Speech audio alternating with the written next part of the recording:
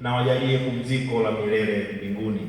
Kwa ajili ya marehemu hao, raha milele uwape Bwana, na mwanga wa milele uangazie. Wapumzike kwa amani. Amina. Raha ya milele uwape Bwana, na mwanga wa milele uangazie. Wapumzike kwa amani.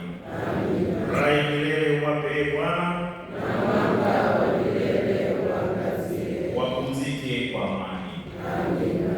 Kwa jina la Baba na la Mwana na la Roho Mtakatifu.